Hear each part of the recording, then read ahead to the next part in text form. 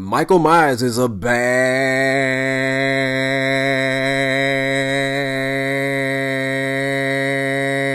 man. Well, he's not even a man. I mean, whatever he is, that dude is bad, man. He's bad. All right. Let me tell you something. Michael Myers in this movie, scale of 1 to 10, is a 10. Is a 10. Okay? He is a 10.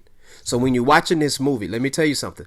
Now, I don't give the movie a 10, but Michael Myers is a 10. Because for me, the movie is about Michael Myers. No matter what they try to tell you, did you know they even had a hashtag Team Laurie and Team Michael? Like, who is on Team Laurie? You know what I'm saying? I don't know anybody personally that's on Team Laurie. I don't even think Jamie Lee Curtis family members are on Team Laurie. You understand what I'm saying?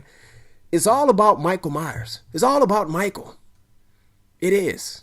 It's all about him. You know, and the thing about it is they try to make you care about these other characters that we really don't care about.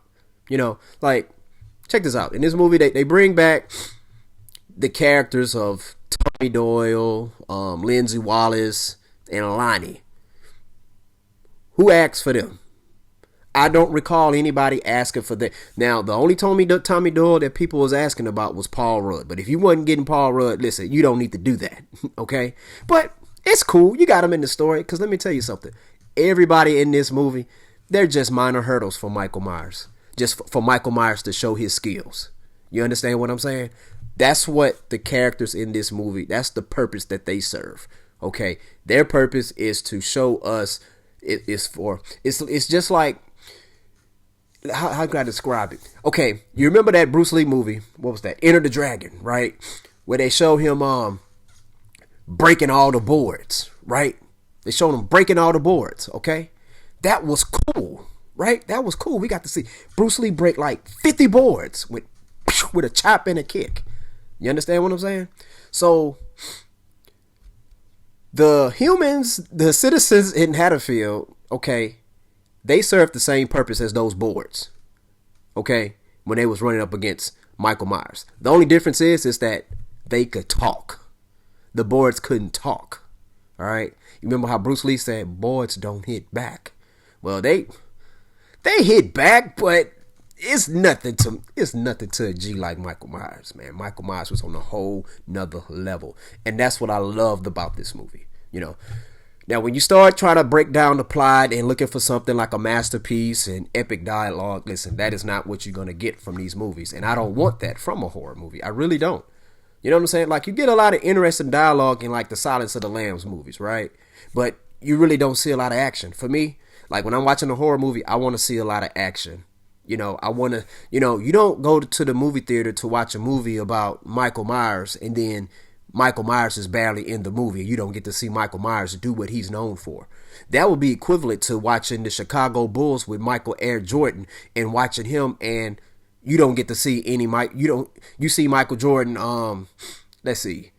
You don't see him crossing anybody over or dunking over anybody, or he's not sticking his tongue out. You just see him just passing the ball. Just passing the ball, you know. No, we want to see Michael Jordan. We understand that he plays for the Bulls. We understand that Michael Myers is in the movie called Halloween. But here's the thing. Michael Jordan is the Bulls. Michael Myers is Halloween. All right? I mean, what's amazing is that you hear about, they talk about how John Carpenter's vision, he wanted Halloween to be his own anthology series. So a different villain each one. Listen, man, Michael Myers is iconic. Michael Myers, Jason Voorhees, Freddy Krueger, Leatherface. Let me tell you something. They are the generations, like, for the past 30 years, they are the generations Wolfman, Dracula. You know what I'm saying? Creature of the Black Lagoon or whatever, the Loch Ness Monster, Sea Monsters or whatever. You know, the Mummy. You know, those characters, they're not as scary as the Jason Voorhees, Michael Myers, and Freddy Kruegers and stuff, okay? So, when we go watch a movie, Halloween, it's all about Michael Myers, man. Because you can have all the perfect dialogue you want in this movie, but if Michael Myers is not doing his thing, man, guess what? We don't want to see it. We don't want to see it, you know? And I speak for the loud majority on that. Okay, probably not for everybody, but I speak for the loud majority on that, I believe. But this movie here, yeah, this was a good movie. A lot of people are saying this is a epic masterpiece, the best Halloween ever, the best one, second to the original. No, I'm not gonna do that, because here's the thing, like, the action in this movie is way better than the original. Okay, like, the action in this movie rivaled the Rob Zombie movie, Halloween movie. Okay, Halloween 1, the first one he did. So it's like I'm gonna say Jason Voorhees, like Michael Myers was just like on a whole nother level, man. A whole nother level, dude. I'm like, whew. I'm like, man, I'm like, but see, here's another thing, and here's why I always been Team Michael, especially for this one right here, because the citizens of Haddonfield, I'm gonna tell you something, like, y'all are pretty weak, man. Y'all are pretty weak. You don't know how to jump anybody. You don't know how to shoot a gun. You don't know. I mean, you don't know. You can, like somebody should subscribe in that Mamba mentality the late great Kobe Bryant had. I remember he said, man, hey, when I'm out there on that court, hey, if you on the ground and my foot is on your neck, I'm gonna keep my foot on your neck. Now with Michael Myers, they keep treating him as if he's like a normal human being, and the thing, they'll, when they shoot him in the back and in the chest and stuff, right? They don't go for the face. When they're hitting him with a bat or a stick, they're hitting him in the chest and in the shoulder. When they stabbing him, they keep stabbing him in the shoulder. In Halloween 2018, like, think about it. You, Laurie Strode, you've been training for this for 40 years, training for this. All the dummies that you got outside in your house or whatever, you shoot in the face, stab in the face, all of that. But when you get a chance to get to Michael Myers, you stab him in the shoulder with the butcher knife. That's not going to stop him. Happy Halloween, Michael. Come on now. Oh, and the daughter Karen in Halloween 2018, you could have shot him in the face, shot him in the eyes. Guess what? He can't regenerate eyes. If you shoot him in his eye, guess what? Oh, he can't see. You can't hit what you can't see. But anyways, you would think they would have learned their lesson in Halloween Kills, but they didn't. And see, that's the thing. A lot of people are saying, well, now Michael Myers is at a supernatural level now. I'm going to tell you something. That's what I was thinking, but here's the thing. The citizens of Haddonfield, they just can't get right. They just can't get right for anything. Like the whole mob at the hospital. Listen, man, it trips me out because it's like Michael Myers is not at the hospital, but 95% of the Haddonfield population is at the hospital. Bring on Michael. Where is he? Evil dies tonight. Evil dies tonight. And guess what? Michael Myers not there. He ain't there. Go look for him. You know what I'm saying? But that's one of those things everybody want to be on social media, perpetrating, acting like, you know what I'm saying, they really doing something. But all you doing is just bumping your gums and running your mouth. Because when that dude comes in the room, y'all are silent. Y'all not about that action. Now, I felt real bad about the firemen. Like, when I saw the trailer, I felt bad for them. I felt real bad for them. One thing I did wish, what I'm not a fan of, and I don't understand this, but it's like, okay, man, hey, the firemen, they had axes and saws and everything. But check this out, man. Like, you don't jump, when you jump at somebody, you don't go, hey, man, you go first, then you go. No. This dude walked out of a burning building, not unscathed at all, man. Oh, here's the thing. You tell one person, hey, you get him high, I get him low. You get him from the back, I get him from the side. That's what you do. Okay? Now, unless he's Neo from the Matrix or John Wick, then guess what? All right. Hey, you tried your best. But you don't go at that dude one-on-one like that. No, you don't go against one-on-one anybody who comes out of a building like that, man. Because for all you know, you dealing with Satan himself. For real. But, what else? But Michael Myers in this movie is awesome. So if you go into this movie, if you're watching this movie, and you want to, you want to see what else Michael Myers can do and how he can take it to a whole nother level, you're going to love this movie. But if you watching this movie looking for the storyline to make sense, the characters not named Michael Myers make sense and stuff, nah, you're not going to get that. You're going to get a lot of corny people, bunch of clumsy people, bunch of just incompetent folks. You know what I'm saying? I'm not saying I'm perfect, but here's the thing. I know my strengths and I know my weaknesses and stuff, But yeah, man, and another thing in this movie, like they in the trailer, they put highlights on we are the survivors. When Laurie Strode said that, she sounded like Donald Trump. We are survivors. And they bring up Lonnie, and I'm like, who asked for Lonnie to be in this movie?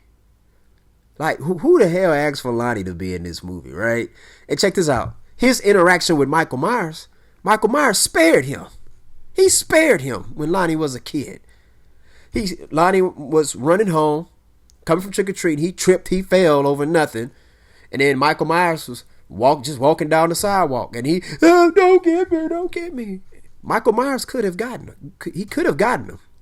But he didn't. He let him live. So 40 years later, in this movie, for Lonnie to be like, yeah, I was traumatized, man. I survived Michael Myers. No, you didn't. He wasn't after you. He wasn't. Michael Myers just walked by you, man. He wasn't even paying you any attention. So that's why I'm like, wow, okay. But, all right, whatever. I guess he felt like me too, whatever, right? Whatever. Jumped in on the action. And, I get Lindsay Wallace and Tommy, you know what I'm saying? They were scared and stuff, but Michael didn't lay a hand on them in the first Halloween movie. He wasn't going after them. You know what I'm saying? He was going after Laurie. And Laurie, what I love about this movie, hey, somebody finally told Laurie, hey, it ain't about you. Stop that. It ain't about you. Laurie was worse than Columbus Short in Stomp the Yard. Remember on Stomp the Yard? Like, everybody had to tell him, hey, bro, it's not about you. We're a team. Officer Hawkins, man, that dude there, he can't shoot for anything, but guess what? He hit the hammer on the nail when he told her, Laurie, get your head out of your ass. It ain't about you, okay? It's not about you. It's not. All right, and I'm glad they established that, because she kept saying, he's coming to the hospital, he's coming to get me, he's coming to stalk me, he's coming to stalk me. Michael on the way on the other side of town, he's just trying to get to his house. That's all he's trying to get to. But he's going to kill anybody in his way, But I'm glad Hawkins got through to her on that. It's like he said, hey, listen, I love you, got a crush on you, but listen, it's not about you. He's not after you. Now, let me tell you about Officer Hawkins, man. Dude can't shoot. And in this movie, at first, I'm like, golly, man, this dude cannot shoot at all. This dude here went like my Houston Rockets, 0 for 27 in Game 7 against the Warriors, man. It's like this dude here was at close distance, and Michael Myers just walking like, Michael was like, man, I'm going to put my walking pace on turtle speed for this dude because he can't shoot, and he's a police officer. Let me tell you something. My dude Dewey from Scream, he would have got some shots in on Michael. He would have got some in. But when you think about it, though, after watching the movie, though, in its entirety, you see that, well, even if he got gunshots or not bullets, even if he hit him with the bullets or not, guess what? It wouldn't have fazed him. Because also, when you think about it, Dr. Loomis got him 6 times in the chest, and he fell down 2-story house. Nothing. You know what I'm saying? Like, that dude there is on a whole nother level. Like, seriously. 50 Cent can't even compete with that, man. He is on a whole nother level. And that's what I love about this movie. It showed you his skill set, man. That's what it did. It showed you. It is one of those things. It's like when you watch Mike Tyson fight in his prime. Doesn't matter who he's fighting. Doesn't matter if the opponent is on his level or not. When you see Mike Tyson knock somebody out, it is a work of art. You're like, wow. Woo! It's like, I don't care if that dude was a high-ranked boxer or a low-ranked boxer. You saw what Mike Tyson did? You understand what I'm saying? So that's what I'm like, whoa, man. the kills in there. And the movie, the directors, they understood the assignment on this movie. It's called Halloween Kills. Who is Halloween? Michael Myers. What did he do in this movie? He killed. He killed anybody who came his way. He killed. And the thing about it is, like, I wonder, like, sometimes I wish I could see Michael Myers' facial expression without the mask, but the mask is so dope. But the thing about it is that when people are trying to attack him and kill him, and they do stupid things, I wonder, does he even chuckle? Does he even laugh? Like, what's facial expression is going on in that mask? You know, there was one scene where Karen, Laurie's mom, where she had, you know, like, she came to save her daughter Allison. She stabbed Michael Myers in the back with the pitchfork. He's on the ground on the stairs. She stabbed him a couple times. I'm like, I need to keep stabbing him even more. Keep stabbing him even more. And then she took her foot and she jammed his head, and it looked like it partially snapped his neck on the stairs. And he was laying there. I'm like, and I think I saw him bleed a little. But here's the thing. She taunts him by taking his mask off. And I am convinced that Michael Myers would have sat there for about maybe 30 minutes, or he would have sat out the rest of the movie. And it was like, okay, Trick, I'll get you later. I'm in my own home. I'm going to rest. But she had to take his mask off. She took his mask off, man. He got up like, Trick, hold up. It's on now. It's on now. You want to take my mask off? You just took my mask off. And then that's when she led him down the alley. And guess what? The mob was there. And the mob, guess what? You know, they was... See, here's the thing. They don't know how to jump people. Y'all all in cars. How about y'all just run this dude over? Run him over, get him stuck in between the cars. Then chop his head off. All right? You could have did that. But anyways, what they did was, number one, the guy with the handgun, if you got a gun, why are you getting up close to him like that? You know what I'm saying? Then everybody had like 2x4s and bats and sticks or whatever, and a couple people had a knife. They were shanking him and stuff. And I'm like, okay, but I'm like, nobody's going for the face. Nobody's going for the eyes. How about severe some of his limbs so he can't hurt anybody? Nobody's doing that. Nobody's doing that. Nobody's kicking him in the groin, kicking him in the nuts, or nothing like that. I mean, come on, man. Like, but... So it's like, okay, they got him on the ground, and I'm like, all right, okay, well, that's the best they can do. But I'm like, was the mission accomplished? Man, that dude got up and just went off on them. But guess what? They still had a chance to defeat him, but they was just doing dumb stuff, going at him one by one. Y'all need to go in at the same time on this dude, okay? But yeah, man, like, but once again, let me bring this back to this Lonnie dude though. Lonnie, like, they didn't even show this dude death on screen. You know what I'm saying? All you heard was a gunshot, and that was it. You know, oh, it's over for poor Lonnie. But it's like, dude, Michael didn't even have any beef with you. And another thing is that, check this out. Now, the murders that he commit, I don't know what the law is over there, but I wonder if they have the stand your ground law over there. Because when he was at his home and they coming in his home threatening him, and he went off on them, I'm like, so are they going to charge him for those cases too? You know, because they're coming in, they're his home with weapons. And even though he took their weapons from them and took care of business, it's like, okay, well, he's in his own home, you know? But, you know, with this movie, you know, we got to... Jamie Lee Curtis wasn't the main star of this one right here. And I'm cool with that because she's had a hell of a run. You know what I'm saying? Even though they retcon a lot of the other stuff, check this out. We, the fans, we just can't ignore all the other sequels. You know what I'm saying? You can't put a Men in Black flashy thing in my face and tell me to ignore all the sequels. You just can't do that, and I'm not going to do that, all right? Because it's a lot of good stuff in those sequels. It's just like, and that's the thing about it with the Halloween movies. Every movie in this franchise, like I say, if you want to just go negative, you can just like ragdoll the heck out of all of them. You can just call the movie hot garbage if you want to. You can make a fair case for that. But you also can make a fair case that they are awesome, that they are very good movies. You know what I'm saying? If you're looking at it the right lenses with the right perspective. Like when I look at these movies, the Michael Myers movies, I'm focusing on him. What is he doing? Is he being true to his character and stuff, or is he being the horrific villain that we're looking for and stuff, you know? And at times he seems like anti-hero like, because let me tell you something, this whole mob, there's a scene where the other guy who escaped from the mental institution, Smith Grove, with Michael Myers, this dude goes to the hospital asking for help, and then people are like, that's Michael Myers. Let me tell you something, Michael Myers in here is like 6'2", 6'3", really. Has on Dickies, has on a mask, stays upright and stuff. This dude here, like, is bald headed, is short, maybe about 5'6" or something like that, and everybody's running after him. Evil must die, and to the point, like, this dude here came to a hospital for help. He wasn't trying to stay in the free world, dude. He was trying to get back. He needed help, and he had the cognitive thinking, despite being away from the mental institution, that, you know what, I need to check myself back in.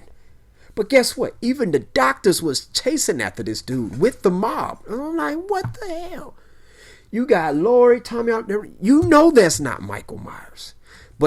And guess what? They knew that wasn't Michael Myers. But you know why they ran after him? Because guess what? It's just like a lot of people on social media. You know what I'm saying? Like, you tell them some information, and they feel like just because it riles them up that it's the truth. Sometimes it's the truth, but it's not all the time. And guess what? Even when you got somebody saying, no, that's not him, or somebody saying, well, that's not the correct information, this is the correct information. No, they're like, man, we focusing on this.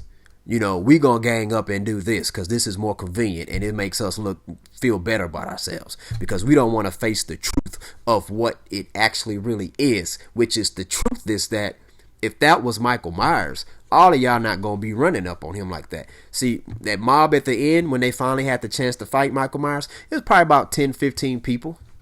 You know what I'm saying? But it was hundreds, probably 1,000 people, if you count the people inside the hospital and outside the hospital. That's what I'm saying. All them people didn't want to face the real Michael Myers. They like, well, you know, yeah, Michael Myers jumped off that building, so Michael Myers dead, so we don't have to go look for whoever, you know. But yeah, man, Officer Hawkins, man, that dude there, like, okay, like the whole scene where they did the flashback to 1978 where they added extra footage, that was dope. Now that was real good. The beginning is very, very awesome. You're gonna love that. But man, if you know, when you watch those, what's those the dance movies, Step It Up, nobody watched those movies for the plot or for how great an actor or actresses or the actresses are. You watched it to see what type of dance moves, the great dance moves that they're gonna do. They do some incredible stuff, like they like X-Men dancing out there, right? Superhuman type stuff. But when you watching this movie, man, hey, appreciate what Michael Myers is doing. Appreciate that. You know what I'm saying? Because check this out. In horror movies, in most of them, if the people who are not the villains, if they did the most logical things, you know, that you and I wouldn't do, there wouldn't even be a movie. You know what I'm saying? There wouldn't even be a movie. But I enjoyed this movie as far as, because I'm like, as long as Michael Myers is doing his thing. But everybody else, I'm just side-eyed, and I'm like, okay, y'all just little minor hurdles for Michael Myers. Not even hurdles. Y'all just, not even obstacles. Y'all are just like, I guess it's equivalent to like if I'm walking in my house and I'm stepping over my kids' toys or something like that. Or if I step over a little small ant bed or something. You know, y'all just in the way. And Michael Myers did his thing, man. And I appreciate that. But scale of 1 to 10, man, I give the movie an 8. I give the movie an 8. Where do I rank it in my in the Halloween movies for me? You know, check this out. I'm a different type of person. You know, I a lot of my best friends will say I'm always going against the grain. I don't go against the grain on purpose. I have a logical explanation for it. Like, for example, my favorite Halloween movie is Halloween 4. It's because, here's the thing. When I saw the first Halloween movie, check this out. Michael Myers moves very, very slow. And he wasn't as strong as he looks right now. You know what I'm saying?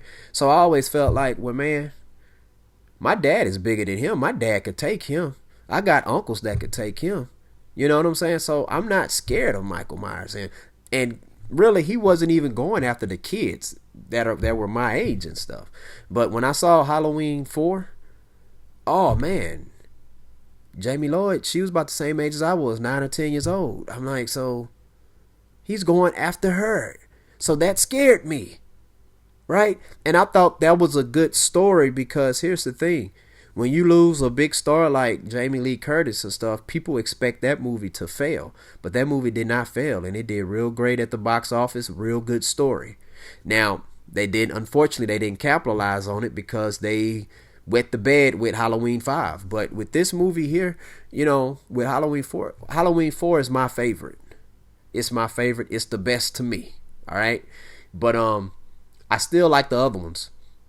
Like, I think Halloween 4 to me has the better story, you know, with it, you know, but, and overall act, well, because also you have Donald Pleasance too, and that's why I hate that the fact that they retcon a lot of the stuff, because you're eliminating great performances and great stuff from, you know, great footage from the great Donald Pleasance as Dr. Loomis. You're taking away what he did in Halloween 2, Halloween 4, 5, and 6, which was his last performance. And I thought Curse of Michael Myers was dope too, but the only thing is that when it's time to do reshoots, unfortunately Donald Pleasance, he had passed. And I do believe had they had the chance to go back and do the reshoots and complete the story what they want, like they wanted to do, I think it would have been a little bit better. And they should have they should have had Danielle Harris reprise her role as Jamie Lloyd. They should have worked that out.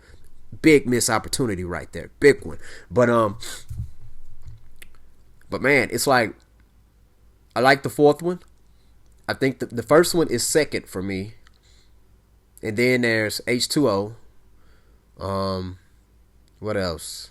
Then for me, there's Rob Zombie's first Halloween movie. Then there's The Curse of Michael Myers.